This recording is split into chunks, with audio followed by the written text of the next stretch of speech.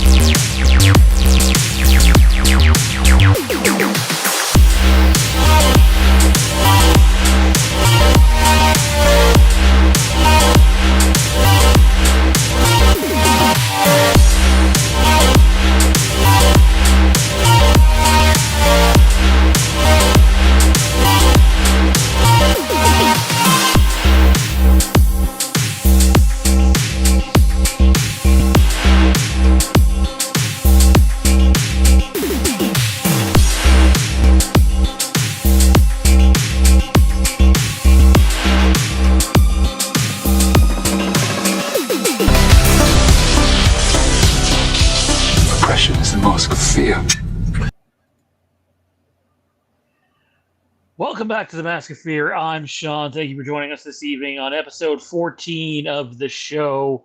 Looking forward to diving into a bunch of things we have to talk about tonight. Shout out to our channel sponsors, though. Ryan over at Colleague Nation. It's a channel that him and I run together. NASCAR-based channel. Not just about colleague racing, but all things NASCAR. Colleague racing is just a focus. If you're a NASCAR fan, strongly encourage you check it out. It's honestly the busiest of the channels to keep up with. Shout out to Jesse Storytime Spectacular. Jesse's a great guy. Does a bunch of pop culture stuff over on his channel, interviewing different people. And I call him the Retro Man, Mr. Jason Knight, Backtrack Cinema. Check him out. Great stuff over there as well. Big thank you to our patrons who always support us. Without the help of sponsors and patrons, we wouldn't be doing the amount of content that we do. Without further ado, he's the Grand Moff himself. Randy, what's going on, man? Not a whole lot, man. It's crazy for me anyway. The next 6 weeks, there's just a bunch of games and stuff coming out. Obviously, you guys want me getting Gears, so I got to think about that. I got Borderlands 4, and then I'm actually tempted, probably going to get Battlefield 6. So it's crazy times for me anyway. By the way, it seems like Restream does not like you, considering the fact every time you try to do the intro, it messes with you every single time. Yeah, Restream's definitely still buggy on multiple fronts. And I'm sure they'll get it figured out eventually, because it was figured out for a while, and then it's not figured out again. But before we go white-haired, since we've already got some grays going. Well, when it costs a third of the amount of StreamYards, I'll deal with it. I'll find a way to deal with the flaws and the bugs Also joining us tonight, Mr. Fabulous Threesome himself, Mr. Johnny V. I hardly recognized you, man. Huh? Oh, that was a restream pun. It doesn't Oh, recognize. Yeah. yeah. Okay, now I Yeah. Yeah. And that's what you call inside baseball.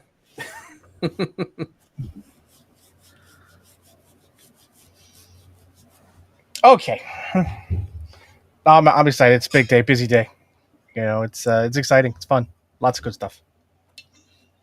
Yeah, I mean, I'm excited. I'm not gonna sugarcoat anything or hide anything. When we're done here, we're gonna go play some Gears of War, and excited to do that. I played one map. That's all I had time for.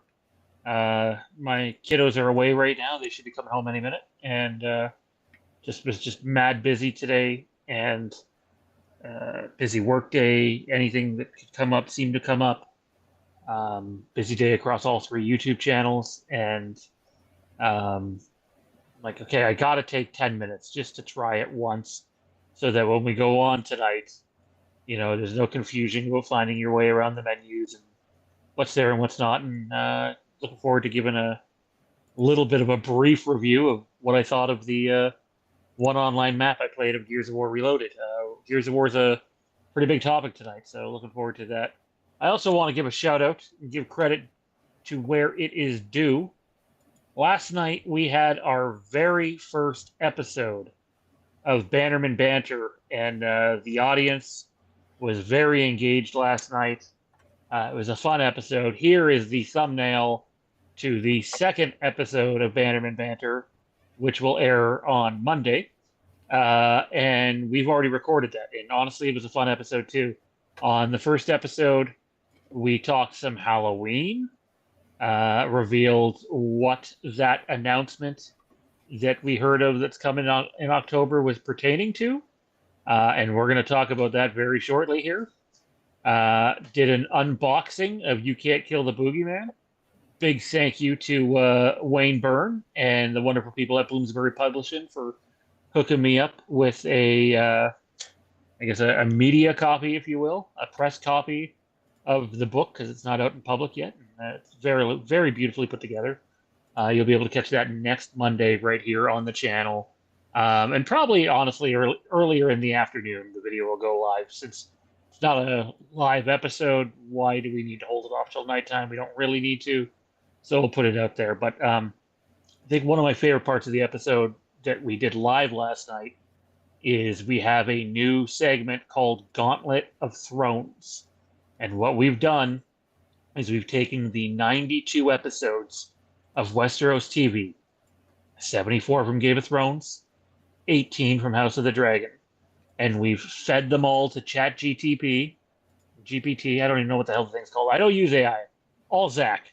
So, and Zach basically had them spit us out matchups, and you had to vote on what episode you liked better.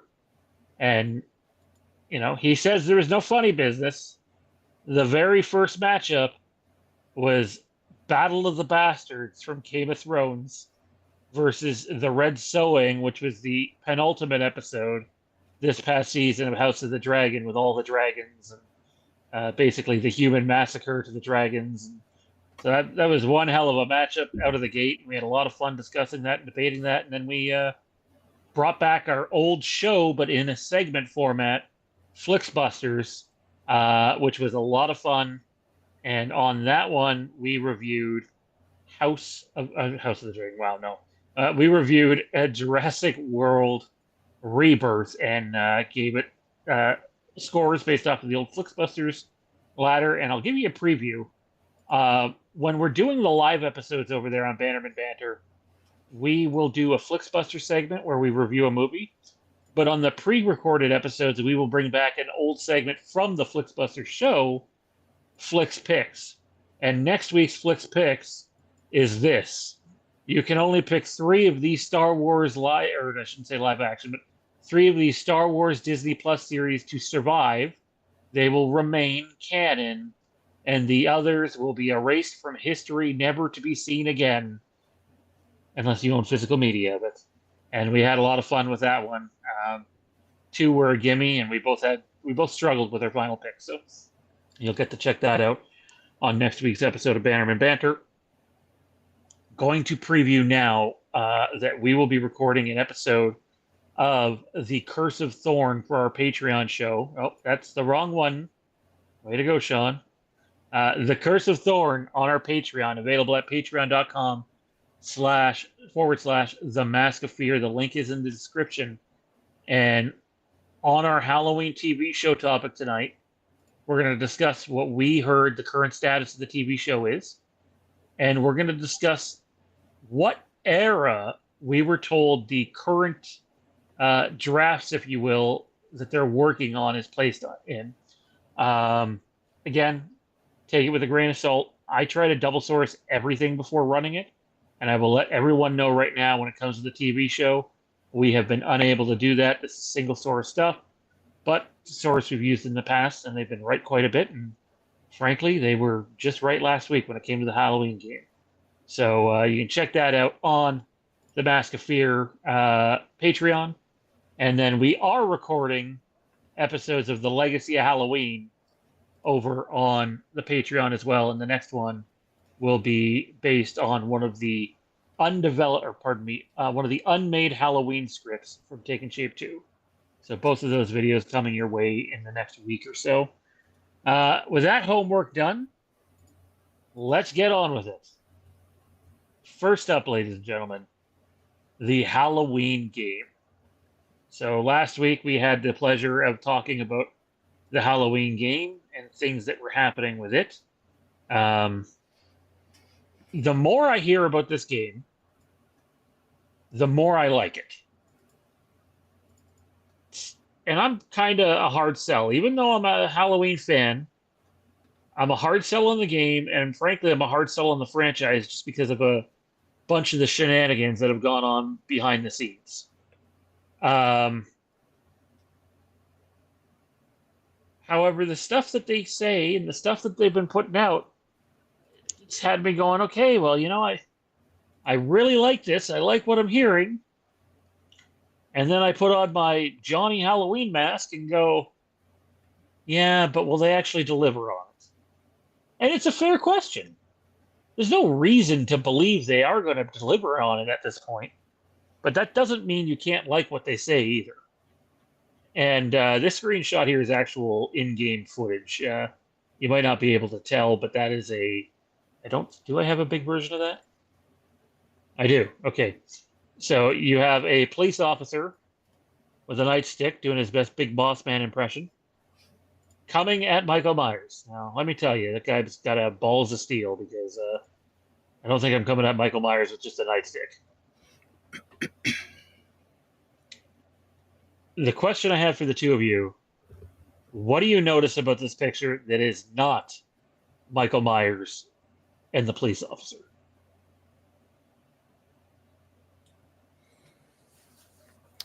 I mean, looking at it, we can we'll take those two out of it.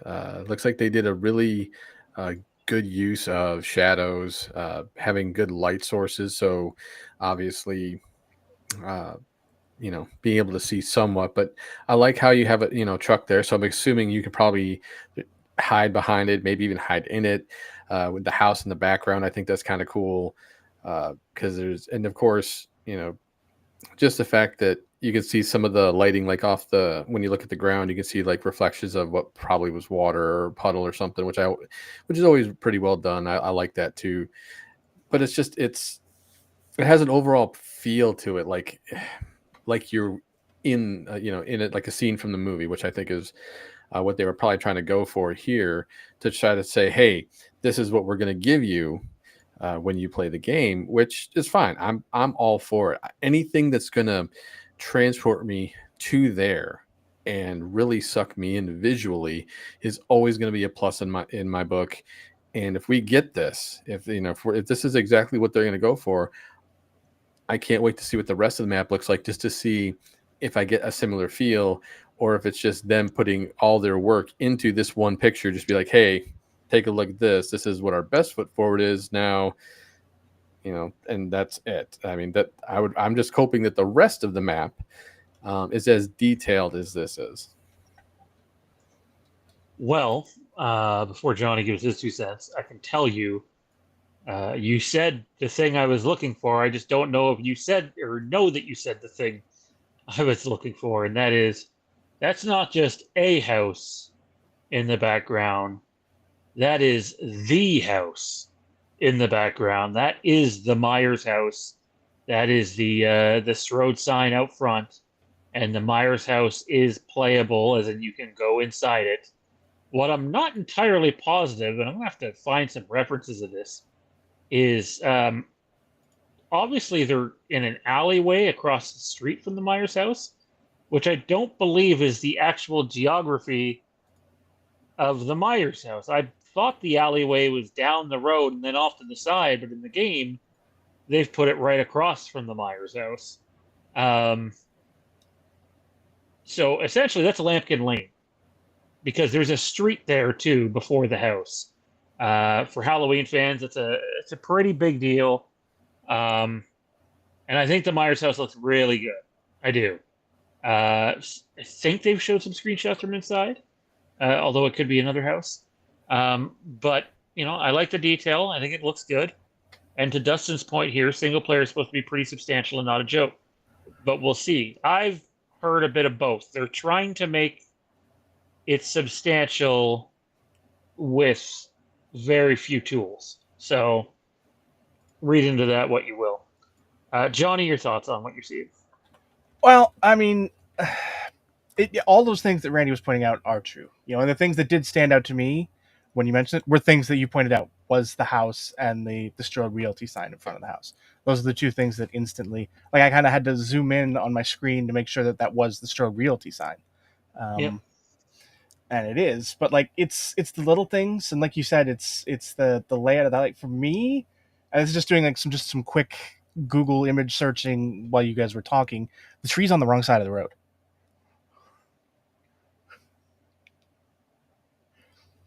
Well, like I said, not to mention, I'm not entirely sure the alleyway is supposed to be right across from the house either. I mean, I'm not sure. Because like all the pictures I can see are like from I guess that side of the street looking towards the house. There aren't really many going the opposite direction, so I can't attest to whether or not that's the proper position of the alley. But the big one is the tree on the right side of the house. That's on the opposite side of the road in any picture I've seen. Which is a big change. But I mean, again, that's something that you can be noticed and be like, oh, that's not supposed to be there, and moved, in testing and letting fans get a good look at it, and all of that. But like that's the sort of changes that's like aren't huge. Like if the tree does end up staying on the wrong side of the street, that's not something that's so egregious that's like unforgivable. It's an oopsie mistake. But no, it looks good. Like I like the detail on the house. To me, it was very obvious as soon as you pulled the image up of what I was looking at. Or at least as far as what it was supposed to be. Whether or not it was the actual thing was still sort of left up to interpretation. But putting all of the pieces of the puzzle together, it get pretty obvious what it is, which makes a lot of sense. So I'm excited for it. I like the idea of seeing places we're familiar with in the franchise, and that's obviously one of the most pivotal locations in the franchise. Especially if you're not going to base the story around Laurie, then the Myers house is the most iconic possible location to have. So it'd be nice to get inside it, and assuming you can, obviously, it would be a huge misstep not to. But like it'll be fun. It'll be interesting to be able to explore it for really the first time in any sort of real way. So I'm excited. Like, it looks good. It's very clear that it's sort of the same graphical style of the Friday the 13th game, which I don't mind. That doesn't bug me. Yeah, I know what you're saying on the graphical front. I will ask this: what tree are we talking about? Because the one off to the if the one on we the are right. standing, that's in the right spot then. The images I looked at, and now, like I said, this was a quick Google image search, but it looked like they were on the far side of the. It could just be a vantage perception You could thing. argue that the tree doesn't look anything like the tree that's That in could that be spot, the issue, like that its size is disproportionate to make it look like it's not in the. You know what I mean? Like it's probably that it's a size disposition thing, that it is so small compared to what the actual tree is, that it looks like it's on the wrong side of the street. So that's probably it, from a depth perception kind of way, because I'll admit most of the images are sort of above the trunk level, so you can only see the sidewalk on the other side of the street and the tree, so it's depth perception fuckery. But I was muted when you were saying it, but yeah, the Myers house is playable inside. I'm just curious to what depths. Like, is it just main floor and upstairs, or are they going to give us the basement, which we know exists from Halloween Resurrection? However, in this game, Halloween Resurrection has not happened yet. we never got mention of a basement, anything prior to that, did we? I don't can't remember think how of the much we basement saw. popping up. I don't remember what we saw of like the listings of the house. I know, like, I'm pretty sure at one point we saw like the listing documents in one of the scenes at Laurie's house, if I remember correctly. Well, it's in 6 as well, but I wouldn't call that. Well, I meant the in ones Myers that house are either. canon, like presumptively canon to this point, right? Because like the assumption is it's one and then this. At least that's my presumption. I don't think they've said anything specifically about that. Dustin's getting ahead of the show. We're getting there, man. We're getting there. Joel says this new Halloween game makes me wish I was into gaming. Well, I'll say this, man. If you're not a big gamer, but you love Halloween, from what I hear about the single player mode over the last week specifically, and doing a deep dive into it, it does sound like they've made their best attempt at doing a fairly extensive single player mode for the tools that they have at hand, which I didn't think they would take the time to do. I'm as guilty as anyone thinking that they would not take the time to do that. And they're at least saying that they have. So we'll see. But anyone expecting like these awesome cinematic cutscenes that are going to make it feel like we're watching another movie, it's not going to happen, ladies and gentlemen. It's going to be the character models that you see here, but in a narrative story with voiceovers and text on screen. And if you're fine with that, great. Hey, if you like Knights of the Old Republic, that's the entire damn game, right? There's no cinematics in Knights of the Old Republic, hardly any, other than the visions that you have. So I'm liking what I'm seeing, and I now will give Dustin some credit here, who did not have our show notes, but somehow knew where we were going with this. Yes, we will get a chance to go outside of Haddonfield in this game, because we will be going to Smith's Grove Sanitarium. There it is in all of its glory.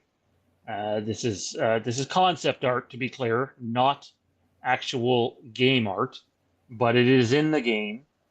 And if you actually look really closely, you can see the patients walking around who've escaped to the right. I don't know if you can tell. They're in the shadows. It's hard to see, but the patients are there on the right-hand side. Again, just concept art. But Smith's Grove Sanitarium will be in the game. My question is, will you be able to go inside and outside? Or is Smith's Grove just going to be limited to outside? Or will it be just limited to inside? For me, they have an easy opportunity here to do, well, we can do Smith's Grove Sanitarium as outside for a map, and we can do the inside for a map, because I don't think you're going to get maps big enough to where it includes the inside and the outside, because Smith's Grove is not a small place. Thoughts on that, fellas? Well, I feel like this is an opportunity, especially for the story mode, to actually see Michael's escape. Since you get to be Michael, and the story is based around what you're doing as Michael, then I would assume that you would actually have the chance to do this. And as you escape, it cuts away to a cutscene where you see Loomis driving up. But still, even if it's just concept art, it looks cool. It's the fact that they're even having the patients down in the lower right hand corner, showing them means that they're thinking about actually adding them to the game as well as for even if it is a brief cutscene, the idea of having that experience of breaking out as Michael and escaping Smith's Grove, I think that would be an absolutely amazing idea just for them to do, and it would really kind of add to the story. Even if even though we all know the movie, we all seen the movie, it's more or less getting to feel what it's like for him to get out there. So I really hope that that's what they give us with the story mode. Let us drive the station wagon, damn it. No complaints there. I mean, that would make sense since considering what we've seen. So, and it'd be great. Johnny, on a multiplayer front, in order to increase the number of maps they have, knowing that we're sticking to 1978, does it make sense that you would have an outdoor sanatorium map and an indoor one? Because I cannot see them doing outdoor and indoor as one map. I don't think the maps are going to be that big. Again, it's 1v4, but it's also important to know that while it is 1v4, there are going to be a ton of NPCs in your online game. Based solely on sort of the gameplay mechanics and how they describe how they want it to work, I kind of have trouble picturing an outdoor sanitarium map working. Just because of the way the game mechanics are set to work, it just doesn't seem as sort of functional in that regard. But obviously things can change and they can tweak it, and how the mechanics work on this map versus the other maps to make it viable as an option. But it would have to be two separate maps for certain, for any meaningful way anyway. Like, I could see the outdoor being uh, sort of like the escape from the inside in the multiplayer aspect. Like, if you look at if you think of the Friday maps, like the camp, you could see out and still see into the forests when you got to the the escape routes. I could see it being something like that, sort of like not playable area, but visually, like, you could actually see the areas, but you can't go to the areas type situation. The detail is interesting. I like seeing all the details in this, and seeing the station wagon, and the fence clearly being uh, broken, I guess, damaged, which lends itself well to what we know is going on, what we assume to be going on. And then you do, like you said, the shadows on the right there. And I like how sort of um, undetailed they are. So you kind of sort of have that. Are they the escaped patients, or are they people that work there? Because, I mean, visually the look is very similar between patients at Smith's Groves and the people that work at Smith's Grove, which makes sense, I guess, from a costuming standpoint. They're both in like white. But you sort of have that question: is that the patients, or is that the employees? And I like that ambiguity, so that you can sort of ask those questions. Are we looking at the guys who escaped, or do they work there and are trying to find the people that escaped? Like, I love it. I think it's great. I like that sort of detail. I like the look. I like the style. And like, who was it? Dustin in the chat is very Arkham-esque. It is. It very much reminds me of that sort of Arkham style of visual from this artwork. I know that the actual game look is, I'm sure, going to be grossly, vastly different to this, but I like the inspiration, and I like the stylistic choices that this is what they're using to inspire the art and the look and feel. So I'm excited.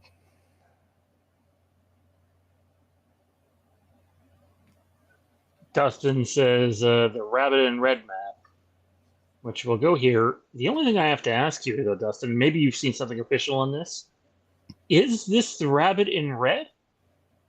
Or is this Mix Bar from Halloween Kills, which would theoretically still be around way back when? In fact, I believe in the novelizations, it's referenced it was around many, many years ago. I don't know. You know, I've always pictured the Rabbit in Red as a strip bar, and this, there's we might not be seeing a good chunk of the bar from this angle, but this doesn't feel like a strip bar. This just kind of feels like a bar. I mean, It it could also be an could be. inside location that we could actually go into from the street too. So I think that's kind of what I'm getting the feels from this. Unless it's just straight up concept art, then you know.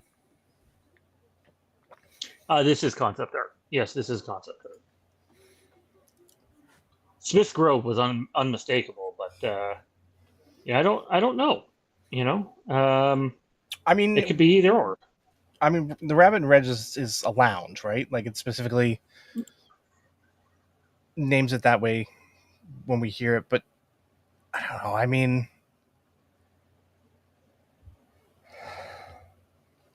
I suppose this could be a part of it. I was gonna say, I hope this is either a small part of single player, or if it is a multiplayer map, you're gonna need more than just this. You're gonna have to be able to go outside in the parking lot and at least partially down the street. Oh yeah, this can't be like exclusively anything like. Well, as part of the multiplayer map, I can see there being quite a few people in here you're trying to convince that shit's gone sideways. So, but yeah, I would see downtown could be, an area you're running through, lots of alleys you could go into, lots of businesses you could go into to try to, save people, stuff like that. So, I mean, it's always possible that this is just part of a map that they're thinking about that we just haven't seen yet. Well, I'll tell you one thing. This thing, now I should say that they have said this game's coming out in 2026. And we believe it is too, because that's what we've been reporting for a very long time. But I've seen people suggesting that, oh, well, maybe it'll be spring or summer 2026.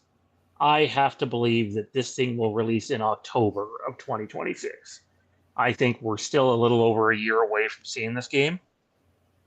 But they're putting out a lot of stuff.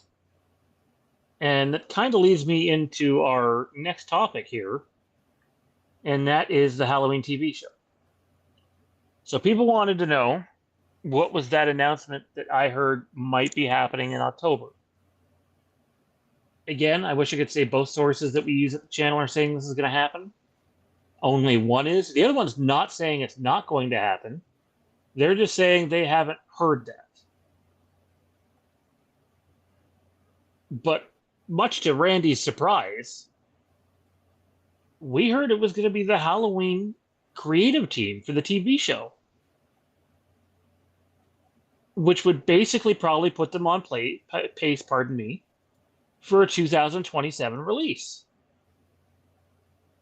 But we also heard some things about what era this TV show is going to take place in.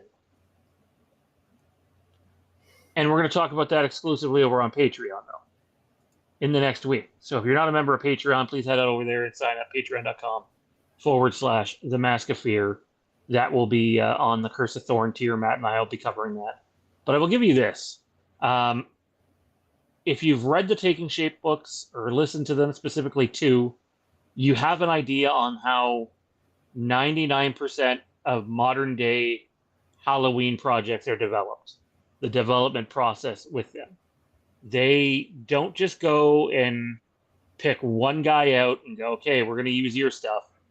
They seek out a bunch of different people, get a bunch of different ideas, and develop them all until they get something they really like, and then they slowly begin a process of elimination. It was told to me anyway in the last week that process is still going. That process had stopped at one point in time, as if they had found the route they were taking. If you go all the way back to when Jim Hellwig was at Miramax TV, he had said that they were going to have stuff on the Halloween TV show soon, and that was over a year and a half ago. Nothing ever came. No announcements were made other than it would be characters that you knew from the first, and Michael Myers would be in it, and it would take place after the first movie, and that was really all we knew. We were promised more announcements. They never came. And then earlier this year, he was replaced in that position. That put a halt to a lot of projects at Miramax TV.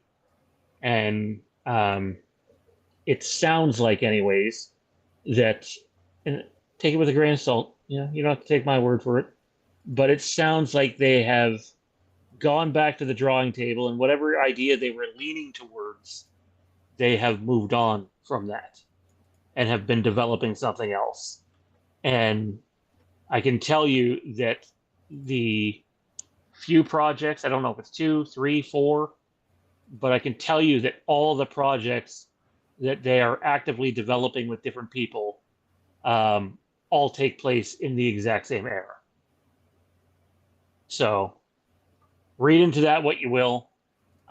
If there is an announcement in October, it would make sense if they're down to only, 2 or 3 creative teams working on this thing, or writers working on this thing. It's so volatile, right? Like when the thing with Miramax happened, it's not like it just hurt Halloween. It hurt every fucking project that was in development over there. That's what happens.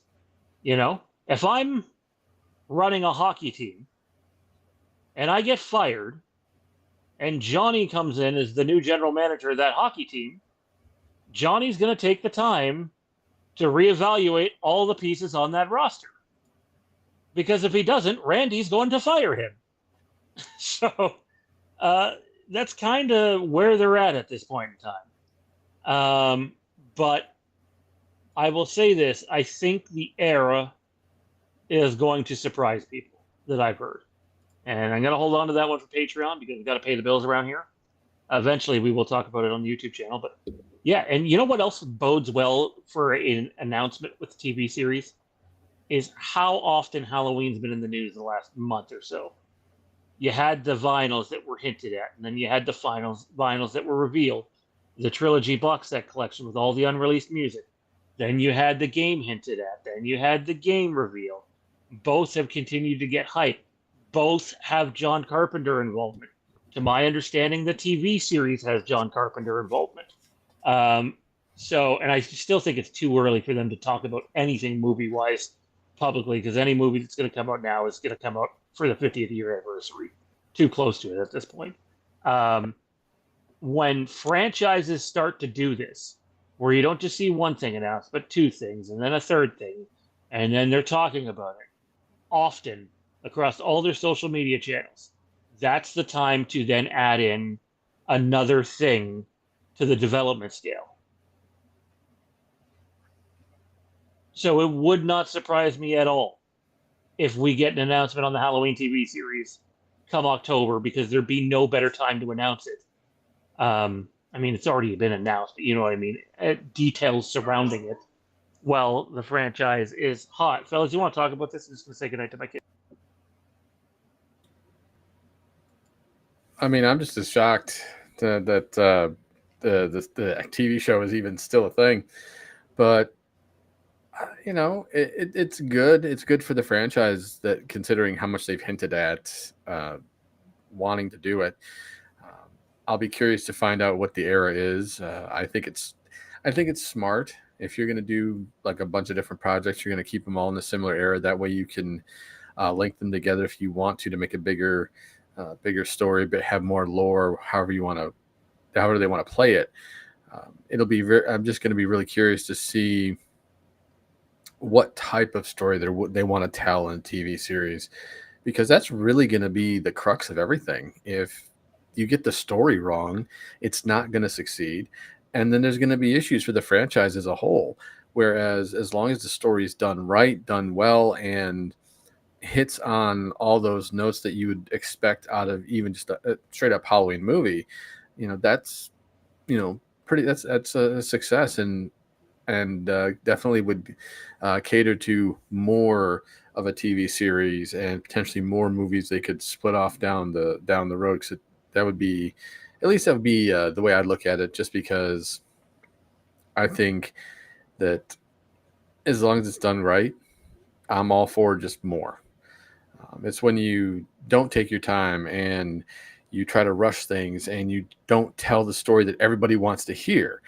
That's when things kind of get a little bit hectic, because then you're going to have that divisive stuff where half the fans love it, half the fans hate it, and your TV numbers just fluctuate ridiculously because they'll only turn into certain episodes because of what other people say. Oh, there were these cool kills in this, and then you have those people show up, or Michael shows up in only this episode and this episode, and those are the episodes that get the most watched.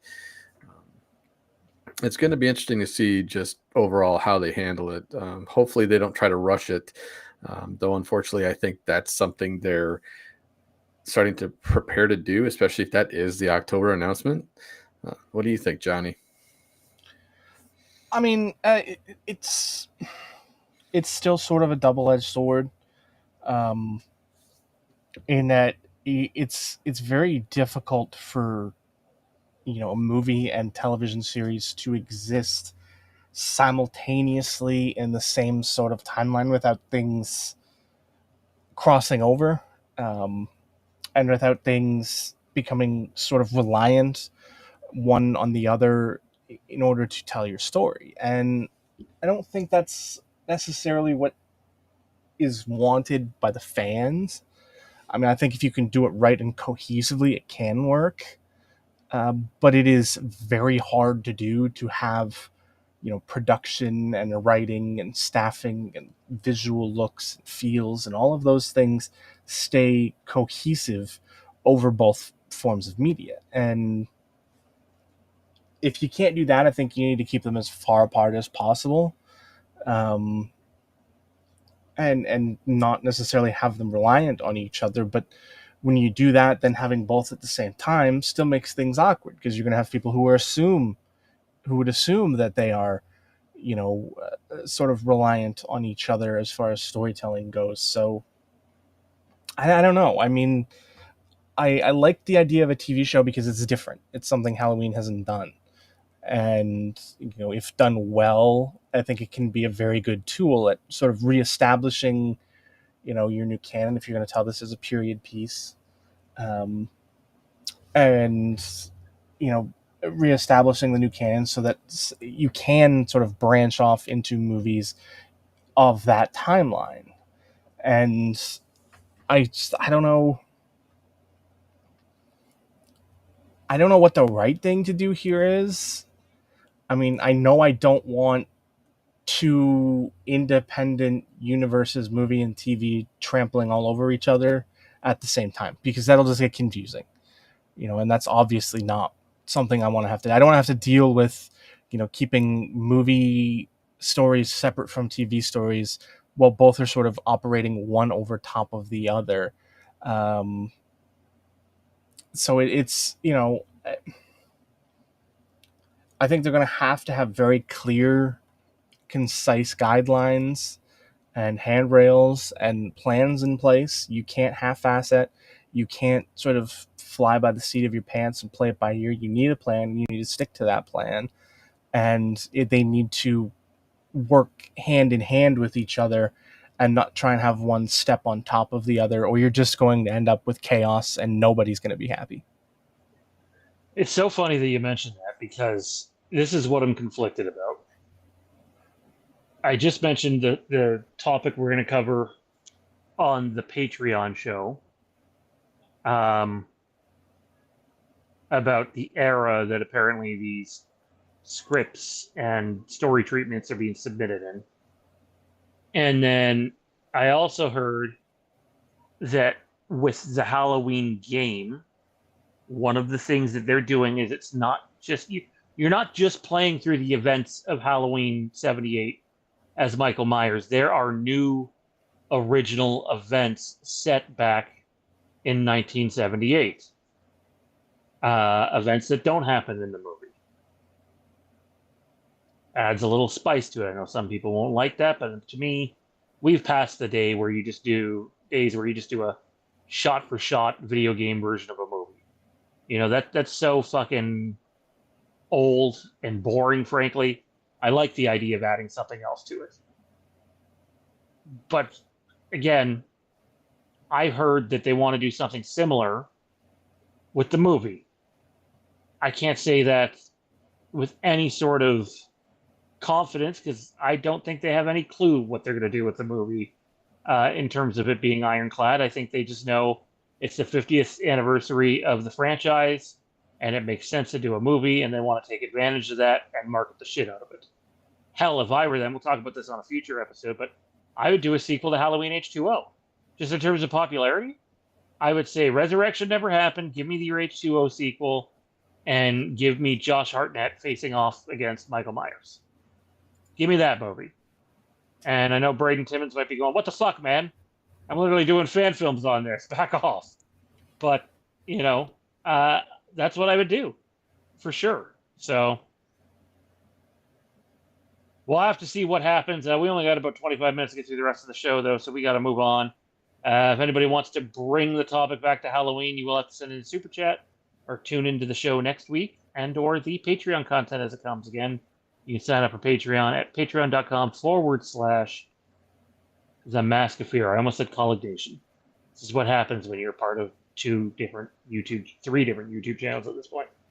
Let's dive into this. So, Gears of War. Talk about making a triumphant return.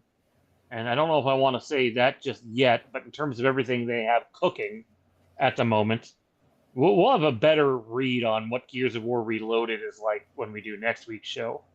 I played a map earlier. I thought it was really fun. I didn't know that they were literally using the assets from the first game and just updating it all. I thought this was a from scratch recreation, and it is not, which explains why it's 4v4. It explains why there's no dodgeball. It explains why you can't move when you're down, and yet just being in the menus and hearing the music, getting on the map, seeing some of the nooks and crannies that they've taken away in newer installments of the game on Fuel Depot be back in there, how clean it looked, how smooth it ran. I was very impressed with what I saw. I'm probably more excited, though, for Gears of War E-Day than I am Gears of War Reloaded. And I'm excited for Gears of War Reloaded. Make no mistake, I will be playing Gears of War Reloaded probably more than any other game between now and the end of the year.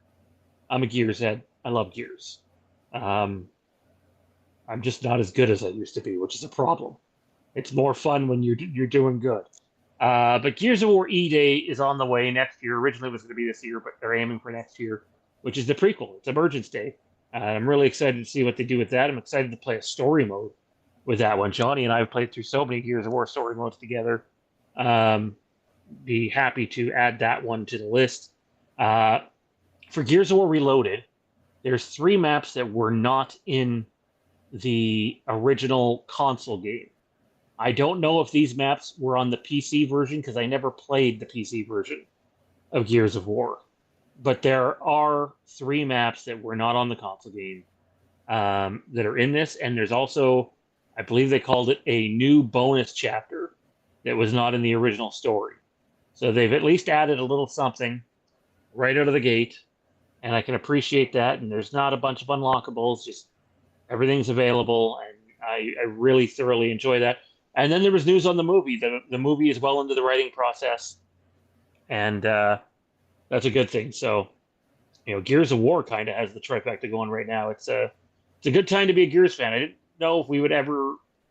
It's not the hype of like when Gears 1 and Gears 2 came out, but it's more hype that I've seen around this franchise, Johnny, in the better part of a decade. Your thoughts? I mean, I think with remakes and remasters, it's a fine line. And I'm hoping that this has sort of captured the magic again. But I'm definitely more excited for E-Day. That's for sure, because it's new, and as nostalgic and fun as it will be to go back and play Reloaded again, and play it in light of sort of the modern day trappings of visuals and graphics and consoles and playstyles and things like that. I do wish they'd have adopted some of the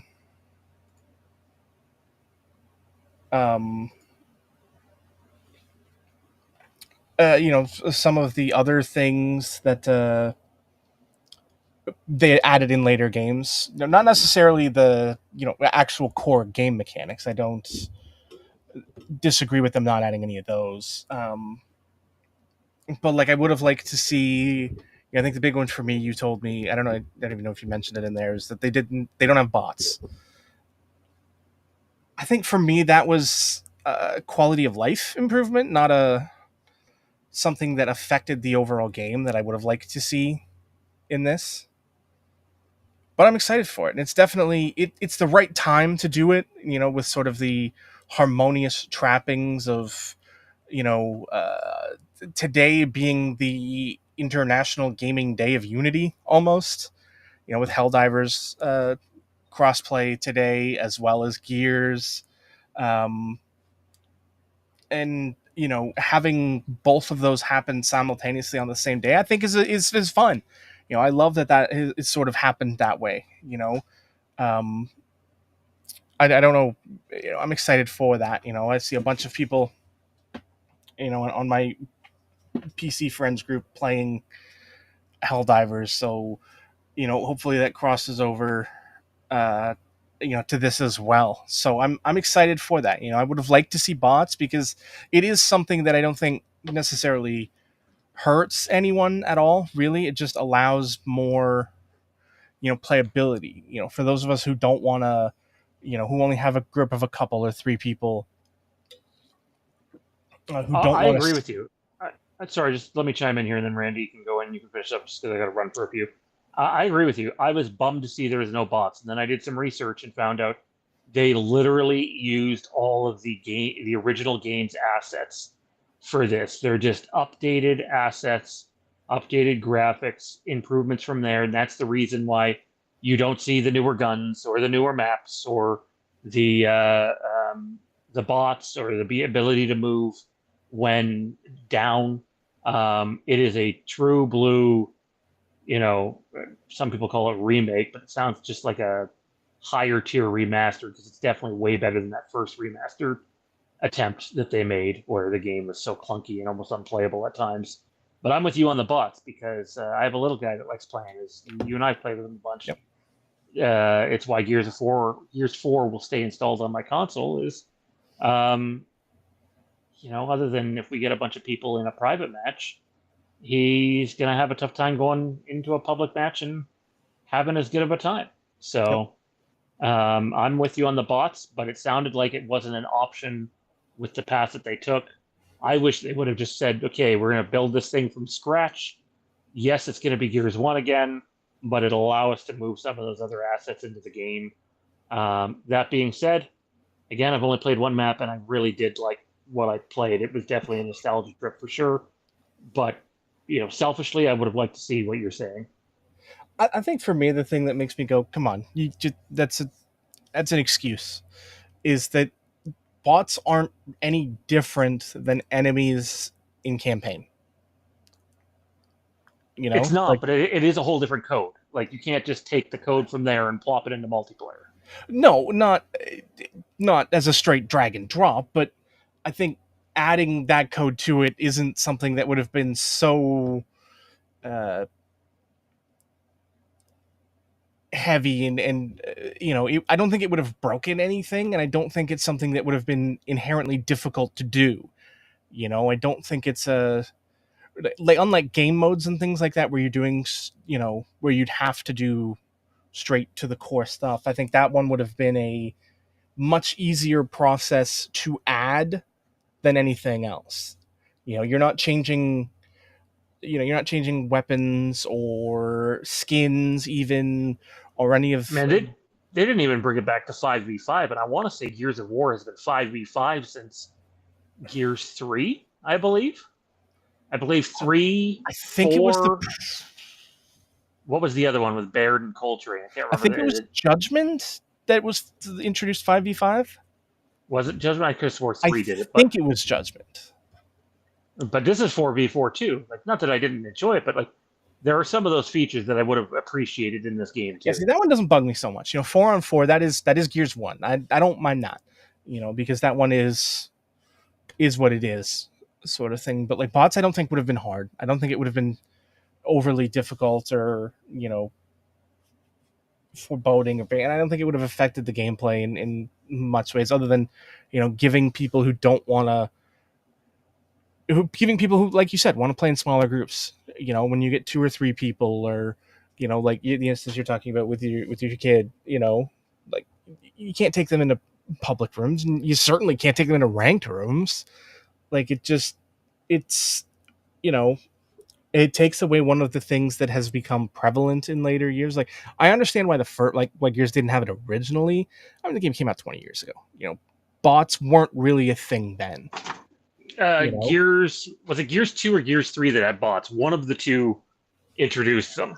I think 3, because I think that was one of the more recent things that was added to it. So like, it was not, it was a later addition to the series. I'm pretty sure we were already close to, if not already on the Xbox One. So I just, it's something that I would have certainly wanted to see added to the game. And it's something that, hopefully it's something they'll come back around to and add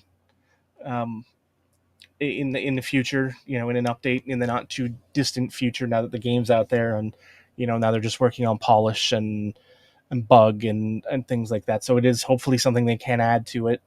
But I'm not exactly holding my breath for it, but it's exciting. I look forward to playing it, later tonight and in the future. Yeah. So the way I look at it, for every Star Wars Dark Forces remaster, there's like 4 or 5 Star Wars Battlefront 2 remasters where, and I think with Gears, I think we're getting that one. It feel based on just what little I've seen, what little I've heard so far, just because since today's obviously the launch for it, seems to be going really well, and I'm happy for that because it's such an iconic story. It was such a huge game for Microsoft, for the Xbox, that it helped push their console out there just for that alone, because I know a lot of people who bought a console just for Gears of War and just for Halo. So the fact that we're getting this on PlayStation now, and I think it's funny that the basically you have an Xbox only on IP moving to PlayStation, whereas Helldivers 2 was a PlayStation only IP. Now it's moving to Xbox and doing a crossover with Halo ODST. That's just beautiful, to be perfectly honest. I'm really excited to give it a try. I love the story. I loved just the mechanics of it all. I mean, the graphics didn't need too much of an upgrade. I think they were pretty well polished to begin with, even though it's 2 generations ago. Still, they held up. And now that you're going to get that that HD 4K kind of that remaster, that restore where it looks even more crisp, that's just really cool. Obviously, I didn't do a lot of multiplayer. I was more of a horde mode and then doing co-op campaigns with my friends. But I think horde mode didn't come in until 2. I think it was just multiplayer and the story mode in 1, which I think is fine. I think that that's a really good introduction for anybody who's never played, and really sets the table for when E-Day drops. So it's just good marketing, and I think ultimately what's going to happen here is you're going to find out that Gears never left. It's still as popular as it was from day one, even with all the, I think they got up to what, 5 games, or was Judgment made it 6, right? So they had, because 5 was on the 1. Yeah, there's 5 There's 7. 9, 5 There's 7. There's 7 games. Okay. So yeah, but it's just when you look at it as a whole, Gears never left. And I mean, now you've got a movie being produced by Netflix for it as well. That's huge, because Netflix does not shy away from making sure they try to put out really solid content, especially when it comes to video games in general. They really try to put their best foot forward with that. And I'm so appreciative of that, because there's so many great stories that they've told so far, whether it be Castlevania or Devil May Cry, I mean, Splinter Cell, they're all, even Tomb Raider, I mean, they're all good. So I'm really excited to see what they do with Gears as an actual feature film versus animation, obviously. But yeah, and hopefully, I'm sure you guys are going to nag me enough to the point of where they're going to be like, "Yep, I got to buy it. I just got to shut up and buy it, bite the bullet, get this, just so we can all play on stream and people can laugh at how bad I am at at games." I respect how expensive games are nowadays. I don't know what this thing's worth because either way, it was going to be free for me. It's on Game Pass, plus I was sent a code by Microsoft. Um, but I would never tell someone they have to buy a game until I've played it way more than the one map that I've played. Just So because, the US for PlayStation, it's 40, so which isn't too bad. Oh, okay, it's not terrible. And I was wrong, by the way. This is the 9th Gears of War release for a game. You have the numbered editions, which are 1, 2, 3, 4, 5. Then there was the first terrible remastered attempt, which was 6. And then you had Judgment, which was 7. And then you had they did the Halo thing, like the strategy game. I know. I didn't even know they did that. I never played it. It sat there. I've never tried it. But that's 8, and then this would be the 9th release, with E-Day being the 10th, which is kind of fitting. So the 10th, if you count the mobile game. I do not count the mobile games. Fuck mobile games. No, I think I'm with you guys. I'm definitely more excited for E-Day just because of adding more to the lore, getting more of the backstory, and just getting to kind of see where some of these characters started. I think that's always going to be, cool because, when you think about some of the characters that you've grown to like over the series, whether they've survived it all, whether they didn't survive it all. Obviously, we'll always get a chuckle about how many different Carmines are about to bite it, because in every single game, a Carmine's got to bite it. So yeah, I think this is gonna be a lot of fun, and I think for all 3 of us to have a shot at just kind of putting some content out there of us just kind of going at it, I think that'll be fun too.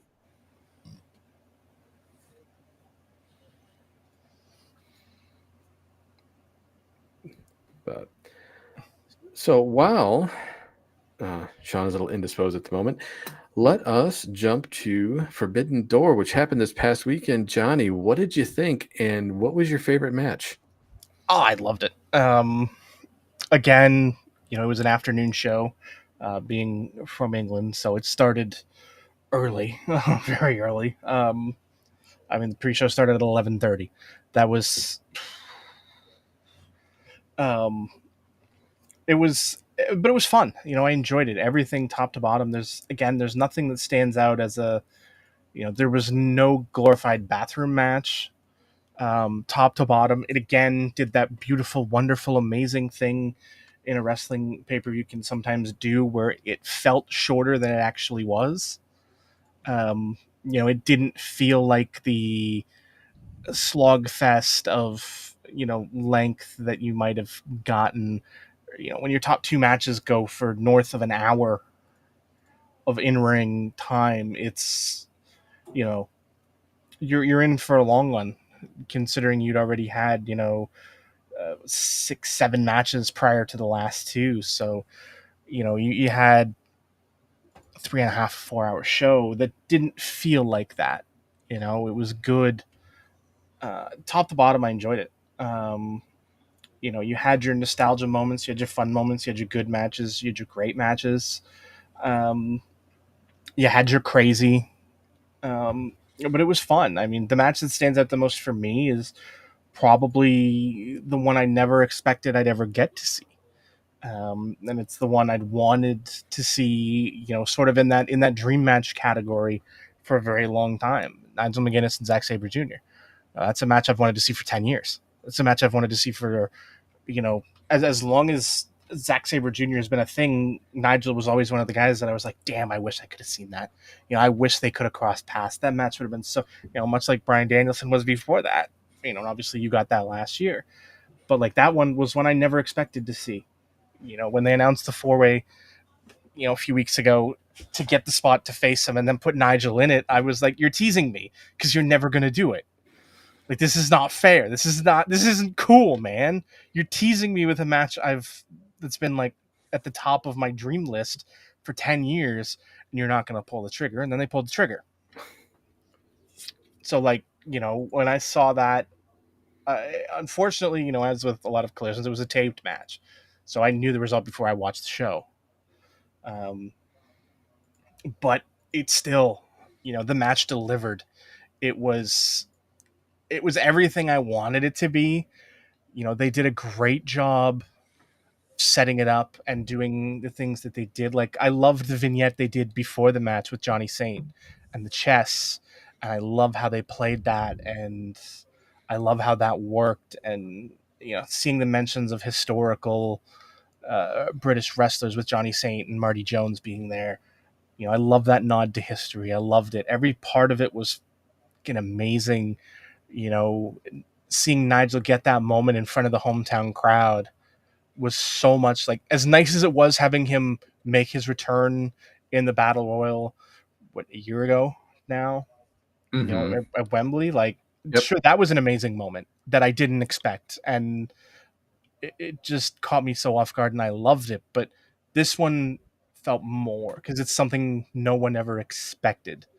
I never expected to have Nigel McGuinness in an IWGP title match in 2025. I never would have said that's a possibility, and yet here we are. The match delivered on every level, and the finish delivered because it caught me out. Like, I didn't expect it. It caught me completely off guard, which is everything I had hoped for in that match. So, like, that's the one that stands out the most for me. I mean, like I said, you had your crazy, you had your fun, you had your nostalgia, and all those other things, but that's the one that stands out. That's the one that, here we are 4 days later, 3 days later, and that's the one that still sticks with me. So yeah, I agree with you. It's an absolutely amazing, amazing pay-per-view. I don't know of a AEW show that's ever really been bad. They're usually really well done. The action's always very crisp. Yeah, you'll have your botches here and there, and I could sit there and talk about, the lights out match at the end. Watching Ospreay do a moonsault off the top of that cage was just absolutely insane. But but you also have to look at the fact that his fiance got to do the video for him before he even came out. I mean, like, that set the tone and emotion for him, and then to see him get emotional as he's coming down because he's in front of his people, basically, and that's always a feel good moment. The championship match between Hangman and MJF, great match, and the outcome I definitely wanted to see. But with all that, because let's see, I could hit on all the usual hits, but I'm actually going to, for me, one of the matches that really kind of stuck out to me that was a lot better because I wasn't familiar with the other wrestler in it, was Kyle Fletcher versus Hiromu Takahashi. Because I really wasn't familiar with how good Takahashi was, and just to see them go back and forth, that match just had me mesmerized to the screen, and was probably one of, and if you want to do, like, in terms of just sheer athleticism, it was absolutely amazing. And the fact that it was one of those types of matches where the near falls were just that, and to have Kyle Fletcher actually, give him respect and show, and to be like, wow, this dude's really good. That says a lot about just the match type, and what, considering the type of heel Fletcher is, that just shows, how far they went and tried to make sure that he got taken to his limit, and just to kind of really put over how good Takahashi is. But all in all, it was a great pay-per-view. The women knocked it out of the park. I mean, I think we all knew Mercedes was going to win that match. But Toni Storm versus Athena, that's another one that was just absolutely amazing. Oh God, it's so hard to sit there and be like, pick out a favorite match, but that's why I'm really just going to stick with Fletcher and Takahashi, just because it put Takahashi on my radar, and I definitely want to see more of what he does in New Japan. Yeah, I love Hiromu. I'm glad that he's getting out of the box he's been put in as a junior heavyweight. I'm happy to see them sort of pushing him up the card because that excites me. I love him. I've been a fan of his for years. Even going back to his cat. He had a stuffed cat that was his gimmick for a very long time. I loved it. He is his charisma in spades. Kyle Fletcher will long go down as one of those guys that you ask yourself, how did you let him slip away? Because he could very easily be like the Gaijin overlord in New Japan right now. Like he's that talented, he's that good, and they just let him slip through their fingers. I realize, the timing of the world definitely didn't help with that. Being 2020 happened right around the time that they were picking up as a tag team, and things, the bottom kind of fell out on that one. But I don't know. I mean, I loved seeing it. I loved, it was great. As soon as they announced it, Hiromu was definitely on that list of guys I'd loved to have seen. I was expecting someone in the more, Goto or Ishii or, God help me, Evil, but getting Takahashi instead, yeah, I love it. Any chance I can get to see Hiromu wrestle is amazing, and I've seen him wrestle live during one of the War of the Worlds, actually several of the War of the Worlds shows Ring of Honor used to do, back in the mid 2010s. Loved it.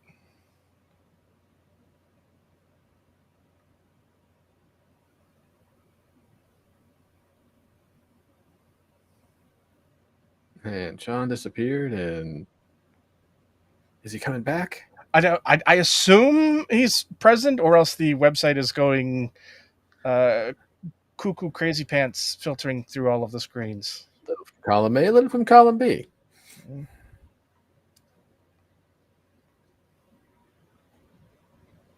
And then since Sean is away for a moment, I will say one of the takeaways from this is that it's time for AEW to get some put some opportunities out there for some of the younger talent, because with Ospreay and Swerve taking time off to recover from injuries, Kenny having a reduced schedule, this is a huge opportunity to push some of those guys that have a big fan base that just have been pretty much middle around the mid card, and maybe put some straps on some guys. I don't know. I mean, congrats to Brodito for winning that tag titles, because that was awesome. I love seeing Brody King get a title. That's the one I come out of it like scratching my head, like, why? They're that over. Love me some Brody King. That's all I'll say. I mean, I'll always take some Brody King. I love Brody King, but I don't know. It's just something about that match just didn't feel right. Not just sort of the chaos of the booking, Ricochet and Gates of Agony, but the finish just felt. It was a little sloppy. I will say that. I genuinely, and you could not have told me differently for the first few hours, genuinely thought they botched the finish and they weren't supposed to go over. Like that was an oopsie finish. Somebody didn't kick up on time, so they just kind of had to go with it. Type finish. And if it's an oopsie finish, I guess we'll find out on Wednesday. I guarantee you they're not going to hold the belts for long. They're not, because if September 22nd does not feature FTR versus Edge and Christian for the tag belts, I don't know what we're doing with ourselves here. I don't, because that's the money. Well, we'll have to wait and see how it all plays out. Apologies for anyone that might have been waiting for us to talk about Ahsoka. We're not going to have time to get to that tonight. But I will say this. If you're not doing anything tomorrow night, probably closer to 10:30 p.m. Eastern, come on out with us on our Patreon program at the lowest tier. If you haven't signed up for Patreon yet, links in the description, patreon.com/The Mask of Fear. Here are our tiers here. The Squared Circle Rebellion for $4 a month.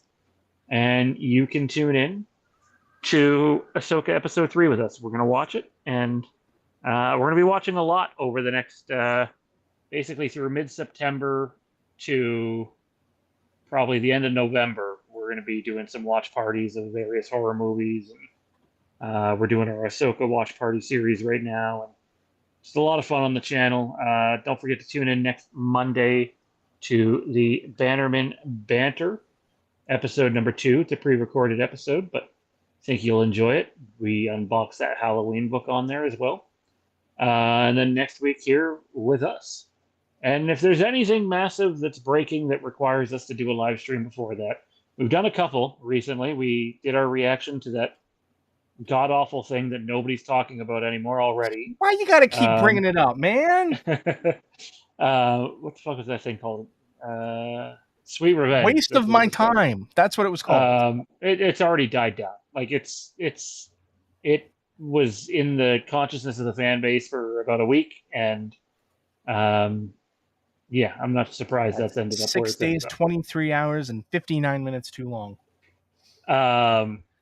But we did a live stream for that. We did a live stream for the Halloween announcement, and I'm sure if anything else big breaks, we can come back for a live stream for that. Just a reminder that if you're looking for pre-produced content, it's in its infancy. I think we only have around 20 subscribers over there right now, but Bannerman Banter. If you head on over to YouTube and punch in Bannerman Banter and subscribe over there, it would be appreciated. As the next couple of months goes, you'll see more and more content go up over there, and we would appreciate the support over there. So head on over and subscribe, and it would mean the world. I'm going to put the link up here. Johnny, where can everybody find you at, man? Oh, you can find me here, there, and everywhere trying not to sneeze. Pineapple. I know, not a thing. At least I don't think it's a thing. Randy, how about you, man? Where can everybody find you at? So you can find me over on X at Giggity Giles. With the NFL season getting ready to kick up, the Sports Brew podcast that I do with my friends should be starting to put out episodes soon, probably right after week 1. If you like basically people talking shit, drinking, ripping on each other, a lot of pop culture references, all that fun stuff on top of your sports, you can just Google Sports and Brew. You should find us, no problem. And I looked it up just for you guys. Sweet Revenge actually has almost 200,000 views on YouTube. Believe it or not. I mean, I wasn't expecting it to light everything up, but damn, almost 200,000 views. I figured it'd be lucky enough to get 100,000. To be perfectly honest. Wait, dude. This is an official release, not a fan film, and it only has 200,000 views after this long. Roughly, I don't think that's. I don't think that's. Yeah, I think that's a bad thing. I think that is, you should be up there at, like, again, it's not this 90-minute thing. You know, you take the latest WWE clip and, probably got almost 1 million views. I'm not the latest main one. I'm sure they clipped out Roman's thing the other day or something. But, this, again, not a fan film, an official release, and it's only got 200,000 views. I don't think that's a good number. I think that's an embarrassingly low number, frankly. But that's just me. And yes, I'm a little biased because I think it sucks and it's terrible and it was the wrong way to approach it. And if I keep fucking going, we're not going to get off for another hour because they have a wonderful TV series in development that should be the focus. But no, they had to jump on their own dick and release that garbage. But here we are anyway. Blame Angry Orchard for that. No, blame the Jason universe for that. They were hired to do a job. Dustin, 200,000 too many. Dustin, I'm with Jade. More and more, we're starting to see eye to eye on a lot of things. So I can appreciate that. Not Jade and I. She'll be the death of me before you know it. But you and me. Anyways, that is going to do it for this show. Big thank you to Johnny and Randy. Also, a big thank you to Zach last night for hosting the first episode of Bannerman Banter, and Dustin for being a mod in the chat over there. It was a lot of fun. Bannerman Banter you can catch next Monday. No set time. It'll probably release sometime in the afternoon. And you can catch us here next Tuesday at 8 p.m. as always. And again, if you like Star Wars, you like Ahsoka, you got nothing going on your Wednesday night, join us tomorrow night sometime between 10:15 and 10:30 p.m. Eastern over on Patreon, where we will be watching episode 3 of Ahsoka Season 1. But for Johnny and Randy, I'm Sean, and we will see you in the next